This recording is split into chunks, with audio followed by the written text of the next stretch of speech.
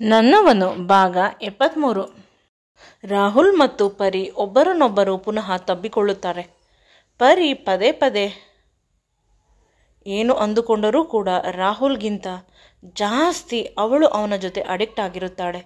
ಅವನ ದೇಹದ ವಾಸನೆ, ಅವನ ತೋಳುಗಳ ಸೆಳೆತ, ಅವನ ತುಟಿಗಳ ಚುಂಬನ, ಅವನು ಇವಳ ಸೊಂಟವನ್ನು ಬಳಸಿ ಕುತ್ತಿಗೆಗೆ ಹಿಂದೆಯಿಂದ ಮುತ್ತು ಕೊಡುವುದು, ಪದೇ ಪದೇ ಅವಳ ಎದೆಯ ಮೇಲೆ ಕೈಯನ್ನು ಇಡುವುದು, ಅವಳ ಮೇಲೆ ಮಲಗುವುದು, ಅವಳ ಕೂದಲುಗಳಲ್ಲಿ ತನ್ನ ಬೆರಳುಗಳನ್ನು ಆಡಿಸುವುದು, ಇವೆಲ್ಲ ಚೆನ್ನಾಗಿ ಮಾಡುತ್ತಿರುತ್ತಾನೆ. ಚಿಕ್ಕ ಮಕ್ಕಳು ಹೇಗೆ ಅಮ್ಮನ ಮುದ್ದಿಗೆ ಅಡಿಕ್ಟ್ ಆಗಿರುತ್ತಾರೆ, ಆ ರೀತಿ ಅಡಿಕ್ಟ್ ಆಗಿದ್ದಾಳೆ. ಪರಿ ಮತ್ತು ರಾಹುಲ್ ಇಬ್ಬರು ಒಬ್ಬರಿಗೊಬ್ಬರು ಬದುಕುತ್ತಿರುತ್ತಾರೆ. ಅವರ ಪ್ರೀತಿ ಯಾರ ಪ್ರೀತಿಗೂ ಕೂಡ ಕಂಪೇರ್ ಮಾಡಲು ಸಾಧ್ಯವಿಲ್ಲ. ಅಷ್ಟು ಪರಿಶುದ್ಧವಾಗಿದ್ದು ಅವನಿಗಾಗಿ ಇವಳು, ಇವನಿಗಾಗಿ ಅವಳು ಪರಸ್ಪರ ಒಬ್ಬರ ಕಣ್ಣುಗಳಲ್ಲಿ ಒಬ್ಬರನ್ನು ನೋಡುತ್ತಿರುತ್ತಾರೆ. ಅವರಿಗೆ ಅಂದರೆ ರಾಹುಲ್ಗೆ ತನಗಿಂತ ಪರಿ, ಪರಿಗೂ ಕೂಡ ತನಗಿಂತ ರಾಹುಲ್ ಇಷ್ಟ. ಒಬ್ಬರ ಹಣೆಗಳಿಗೆ ಒಬ್ಬರು ಮುತ್ತು ಕೊಟ್ಟು ಪರಸ್ಪರ ರೆಡಿಯಾಗಲು ಹೋಗುತ್ತಾರೆ. ಆಗ ಕೆಲಸದವಳು ಊಟಕ್ಕೆ ಇಬ್ಬರನ್ನು ಕರೆಯುತ್ತಾಳೆ. ಆಗ ಪರಿ ಹೇಳುತ್ತಾಳೆ, ರಾಹುಲ್ಗೆ ಇಂದು ನೀವು ಕೈಯನ್ನು ಬಳಸದೆ ನನಗೆ ಊಟವನ್ನು ಮಾಡಿಸಬೇಕು. ಅವನು ಲೆಫ್ಟ್ ಹ್ಯಾಂಡನ್ನು ತೋರಿಸುತ್ತಾನೆ. ಸ್ಪೂನಿನಲ್ಲಿ ಅಂತ ಇಲ್ಲ, ಎರಡೂ ಕೈಗಳನ್ನು ಬಳಸಬಾರದು. ಇಲ್ಲವಾದರೆ ಇಂದು ಪೂರ್ತಿ ನಾನು ಊಟ ಮಾಡುವುದಿಲ್ಲ.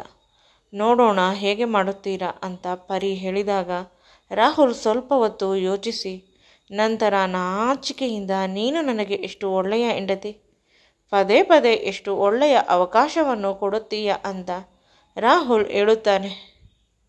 ಪರಿ ಅಂದುಕೊಳ್ಳುತ್ತಾಳೆ, ರಾಹುಲನ್ನು ಸ್ವಲ್ಪ ಚೇಷ್ಟೆ ಮಾಡೋಣ ಅಂತ ಅವಳು ತಮಾಷೆಗೆ ಹೇಳಿದ್ದು ಅವನು ಇಷ್ಟೊಂದು ದೊಡ್ಡ ವಿಷಯವನ್ನಾಗಿ ತೆಗೆದುಕೊಳ್ಳುತ್ತಾನೆ ಅಂತ ಅವಳಿಗೆ ಅದರ ಅರಿವು ಇಲ್ಲ.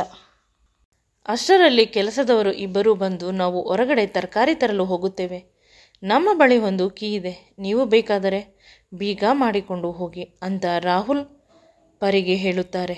ಪ್ರೀತಿ ಕೂಡ ಬೆಳಿಗ್ಗೆ ಹೊರಟು ಹೋಗಿರುತ್ತಾಳೆ ಅವಳ ಕೆಲಸಕ್ಕೆ. ಈಗ ಮನೆಯಲ್ಲಿ ಇರುವುದು ಇಬ್ಬರೇ. ರಾಹುಲ್ಗೆ ಬೇಕಾಗಿರುವುದು ಕೂಡ ಇದೆ. ಅವನು ಪರಿಯ ಜೊತೆ ನೆಮ್ಮದಿಯಾಗಿ ಇರಬೇಕು. ಪ್ರತಿ ಕ್ಷಣ ಕಾಯುತ್ತಿರುತ್ತಾನೆ. ಈ ರೀತಿ ಪ್ರೈವಸಿ ಬೇಕು ಅಂತ. ಅದರಿಂದಲೇ ಆಫೀಸ್ನಲ್ಲೂ ಕೂಡ ಪರಿಯ ಚೇರನ್ನು ತನ್ನ ಪಕ್ಕ ಹಾಕಿಸಿಕೊಂಡಿರುತ್ತಾನೆ. ಯಾರು ಏನು ಅಂದುಕೊಂಡರೂ ಪರವಾಗಿಲ್ಲ, ಅವನಿಗೆ ಪರಿ ಇರಬೇಕು. ಹಾಗೆ ರಾಹುಲ್ಗೆ ಬದುಕಲು ಪರಿ ಬೇಕೇ ಬೇಕು. ಇತ್ತೀಚೆಗೆ 1 ತಿಂಗಳಿಂದ ಅವಳು ಕೇಳುತ್ತಿದ್ದಾಳೆ, ಅಪ್ಪನ ಮನೆಗೆ ನಾನು ಹೋಗಬೇಕು ಅಂತ. ರಾಹುಲ್ ಕಳಿಸುತ್ತಿಲ್ಲ. ಮದುವೆ ವಿಷಯವನ್ನು ಅನೌನ್ಸ್ ಮಾಡಿದ ಮೇಲೆ ಇಬ್ಬರು ಒಟ್ಟಿಗೆ ಹೋಗೋಣ ಅಂತ ಪದೇ ಪದೇ ಅವಳು ಕೋಪಗೊಂಡರೂ ಕೂಡ ತುಟಿಗಳಿಗೆ ಮುತ್ತನ್ನು ಕೊಟ್ಟು ಸಮಾಧಾನ ಮಾಡುತ್ತಾನೆ. ಪರಿಯ ವೀಕ್ನೆಸ್ ಅಂದರೆ ರಾಹುಲ್ ಅವನ ತುಟಿಗಳನ್ನು ಪರಿಯ ಮುದ್ದಾದ ತುಟಿಗಳ ಹತ್ತಿರ ತಂದು ನಿರಂತರವಾಗಿ ಮುತ್ತನ್ನು ಕೊಡುತ್ತಾನೆ. ಇದು ಪರಿಯ ವೀಕ್ನೆಸ್. ಎಷ್ಟೇ ಕೋಪವಿರಲಿ, ಎಷ್ಟೇ ಮನಸ್ತಾಪವಿರಲಿ, ಕ್ಷಣ ಮಾತ್ರದಲ್ಲಿ ಮರೆತು ಅವಳು ಕೂಡ ಆ ಮುತ್ತಿನ ರುಚಿಗೆ ಹೊಂದಿಕೊಂಡಿದ್ದಾಳೆ. ಆ ಮುತ್ತಿಗೆ ಸಹಕರಿಸುತ್ತಾಳೆ. ಎಂದಿಗೂ ಕೂಡ ಅವನನ್ನು ದೂರ ತಳ್ಳುವುದಿಲ್ಲ. ರಾಹುಲ್ ಸಾಮೀಪ್ಯ ಅಂದರೆ ಅವಳಿಗೆ ತುಂಬ ಹಿತ. ಅವನನ್ನು ಎಂದೂ ಕೂಡ ಬಿಡುವುದಿಲ್ಲ. ಅವನ ದೇಹದ ಬಿಸಿಗೆ ಇವಳ ದೇಹದ ಬಿಸಿ ಎರಡೂ ಕೂಡ ಪರಸ್ಪರ ಒಂದಾಗಲು ಸಹಕರಿಸುತ್ತವೆ. ಆದರೂ ಕೂಡ ಮನಸ್ಸನ್ನು ಗಟ್ಟಿ ಮಾಡಿಕೊಂಡು ಅವರಿಬ್ಬರು ಇದ್ದಾರೆ. ಆದರೆ ಈ ಮಧ್ಯ ಈ ರೀತಿಯ ಮುದ್ದಾದ ರೊಮ್ಯಾನ್ಸ್ ನಡೆಯುತ್ತಿರುತ್ತದೆ.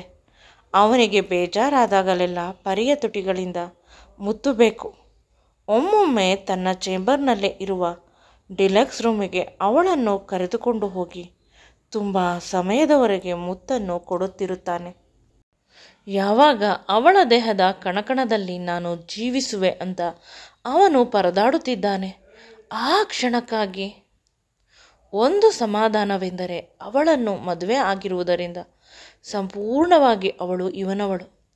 ನನ್ನನ್ನು, ಪರಿಯನ್ನು ಯಾರೂ ದೂರ ಮಾಡಲು ಸಾಧ್ಯವಿಲ್ಲ ಅನ್ನುವ ನಂಬಿಕೆ ರಾಹುಲ್ನಲ್ಲಿ ನೆಮ್ಮದಿಯನ್ನು ತಂದುಕೊಡುತ್ತದೆ. ಅವಳಿಗೂ ಕೂಡ ರಾಹುಲ್ ನನ್ನವನು, ನನ್ನ ಗಂಡ. ಪ್ರಪಂಚಕ್ಕೆ ತಿಳಿದಿಲ್ಲವಾದರೂ ಅವನು ನನ್ನ ಜೊತೆ ಮದುವೆ ಆಗಿದ್ದಾನೆ. ಕಿರಣ್ ಮತ್ತು ಅಜ್ಜಿಗೆ ಗೊತ್ತಿದೆ ಅಲ್ಲವೇ? ಎಲ್ಲಕ್ಕಿಂತ ಹೆಚ್ಚಿಗೆ ಆ ದೇವರಿಗೆ ಗೊತ್ತಿದೆ. ನಾನು ಯಾರನ್ನು ಪ್ರೀತಿಸಿದೆ ಅವನೇ ನನ್ನ ಗಂಡನಾದ. ಎಲ್ಲಕ್ಕಿಂತ ಹೆಚ್ಚಾಗಿ ರಾಹುಲ್ ಅಂತ ಮನುಷ್ಯನನ್ನು ನನ್ನ ಜೀವನದ ಸಂಗಾತಿಯಾಗಿ ಪಡೆದದ್ದು ನನ್ನ ಅದೃಷ್ಟ. ಈ ಖುಷಿಯಲ್ಲಿ ಅವಳು ಅವನಿಗಾಗಿ ಏನು ಬೇಕೋ ಅದನ್ನು ಮಾಡಲು ಸದಾ ಪರಿತಪಿಸುತ್ತಾಳೆ. ಡೈನಿಂಗ್ ಟೇಬಲ್ ಮೇಲೆ ಇರುವ ಬ್ರೇಕ್ಫಾಸ್ಟನ್ನು ನೋಡುತ್ತಾ ರಾಹುಲ್ ನಗುತ್ತಿರುತ್ತಾನೆ. ಆ ನಗುವಿನಲ್ಲಿ ಕಳೆದು ಹೋಗಿರುತ್ತಾನೆ. ಅವನ ಹತ್ತಿರ ಬಂದು ಹಿಂದೆಯಿಂದ ಗಟ್ಟಿಯಾಗಿ ತಬ್ಬಿಕೊಳ್ಳುತ್ತಾಳೆ. ಸಾಹೇಬರು ಯಾರದೋ ಯೋಚನೆಯಲ್ಲಿ ಕಳೆದು ಹೋಗಿದ್ದೀರಾ?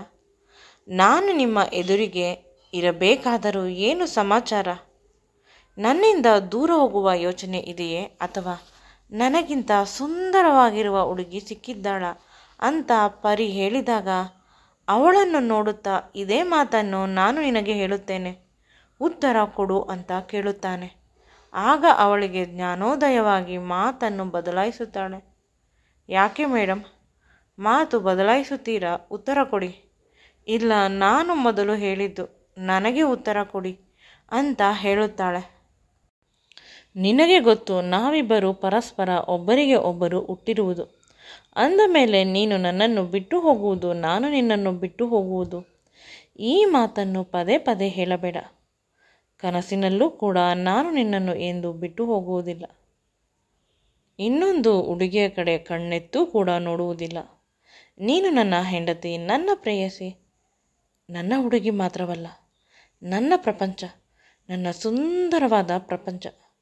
ನನ್ನ ಪ್ರಪಂಚದಲ್ಲಿ ನೀನು ಮಾತ್ರ ಅಂತ ಅವಳನ್ನು ತನ್ನ ಎದೆಗೆ ಒರಗಿಸಿ ಮಲಗಿಸಿಕೊಳ್ಳುತ್ತಾನೆ. ಪರಿಗೆ ಅವನ ಮಾತುಗಳಿಂದ ಅವಳ ಕಣ್ಣುಗಳು ತುಂಬಿ ಬರುತ್ತದೆ. ಇಬ್ಬರು ಸ್ವಲ್ಪ ಎಮೋಷ್ನಲ್ ಆಗುತ್ತಾರೆ. ಆ ಸಮಯ ತುಂಬ ಮೃದುವಾಗಿರುತ್ತದೆ.